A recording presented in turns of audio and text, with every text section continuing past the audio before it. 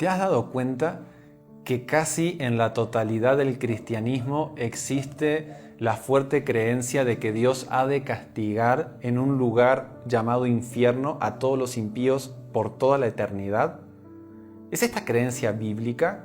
¿Cómo podemos nosotros defender nuestra postura de no creer en un infierno eterno a la luz de la Biblia? Prepárate, toma tu Biblia, está en la Biblia.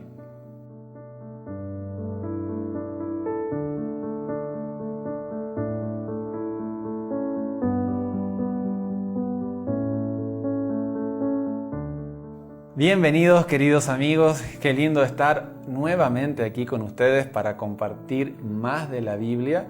Y hoy vamos a tocar un tópico sumamente interesante. Antes de ir a la Biblia, déjame contarte que una vez tuve la experiencia de conocer a un pastor evangélico y él estaba escuchando temas de la Nuevo Tiempo y él me decía así: mira, yo hasta comparto la idea de ustedes del sábado. ¿Sabes por qué no me hago adventista?, me dijo él, porque no puedo aceptar que ustedes nieguen la realidad del infierno. La Biblia habla más del infierno, me decía él, en el Nuevo Testamento que de muchos temas. Y hoy vamos a analizar, o vamos, mejor dicho, a exponer 4 argumentos que hacen del infierno algo imposible. El primer argumento que queremos esbozar lo encontramos en Génesis el capítulo 3. Yo sé que tú conoces muy bien esta historia. Génesis capítulo 3 nos cuenta de cuando Adán y Eva pecaron y finalmente fueron desterrados del Edén. Y hay algo muy interesante que nos dice el versículo 23 y 24 que quisiera que puedas prestar atención. Dice así, vamos del 22, uno antes incluso. Luego dijo Jehová Dios: el hombre ha venido a ser como uno de nosotros, conocedor del bien y el mal. Ahora pues, que no alargue su mano, tome también del árbol de la vida, coma y viva para siempre. Y lo sacó Jehová del huerto de Edén para que labrara la tierra de la que fue tomado. Echó pues fuera al hombre y puso querubines al oriente del huerto de Edén y una espada encendida que se revolvía por todos lados para guardar el camino del árbol de la vida. El primer argumento que queremos presentar es que el ser humano no tiene eternidad en sí mismo. No somos inmortales, sino que somos mortales. Y de hecho no tendría ningún sentido estos textos que leímos si realmente cuando una persona muere, ya sea para ser castigado, vive por toda la eternidad. Para ser castigado por toda la eternidad es necesario vivir por toda la eternidad. Entonces aquí la Biblia nos muestra que el ser humano dependía en aquel momento de comer del fruto del árbol de la vida. Y justamente Dios, la Biblia nos cuenta en Génesis 3, que puso querubines para cubrir la entrada de ese árbol, no sea que el ser humano tomara y se hiciera inmortal. Así que el primer argumento es que el ser humano es un ser mortal y finito. Un segundo argumento que tiene todo que ver con lo que acabamos de presentar es que la vida eterna es un regalo exclusivo para los hijos de Dios y aquellos que hayan de salvarse. Mira cómo dice Romanos capítulo 6 y el verso 23. Porque la paga o la recompensa del pecado es muerte. Pero aquí el Señor está haciendo un contraste entre la recompensa de unos y de otros. Pero la dádiva de Dios es vida eterna en Cristo Jesús, Señor nuestro. ¿Te das cuenta cómo el apóstol está contrastando la recompensa de unos y otros? Dice que aquellos que no hayan aceptado al Señor, la paga final del pecado, la recompensa final que recibirán es la muerte, muerte eterna. Sin embargo, aquellos que aceptamos al Señor y nos preparamos para su segunda venida, dice que el regalo o la recompensa es la vida eterna. Entonces, esto de la eternidad, de vivir eternamente, es un regalo que Dios da exclusivamente a aquellos que creen en Él. Y volvemos a tomar el primer punto.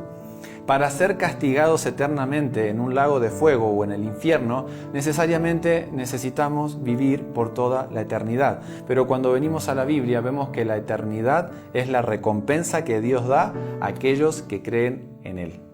El tercer punto que quiero compartir contigo que hace imposible la existencia de un castigo eterno, de un infierno que dura toda la eternidad, es que Dios finalmente le pondrá punto final al pecado. Quienes creen que Dios obrará de alguna manera recluyendo a todos aquellos que no creyeron en Él para colocarnos en un lugar que se llama infierno, lo único que estaría haciendo Dios es hacer como una cárcel de perdidos, pero perpetuar el pecado por toda la eternidad. En otras palabras, si Dios hiciera eso, jamás daría una solución al pecado. Lo único que sería es aislarlo y mantenerlo allí y perpetuarlo. Sin embargo, cuando vamos a la Biblia, a Apocalipsis capítulo 21, vamos a leer a partir del versículo 4, mira lo que dice la Biblia. Enjugará Dios toda lágrima de los ojos de ellos, y ya no habrá más muerte, ni habrá más llanto, ni clamor, ni dolor, porque las primeras cosas ya pasaron.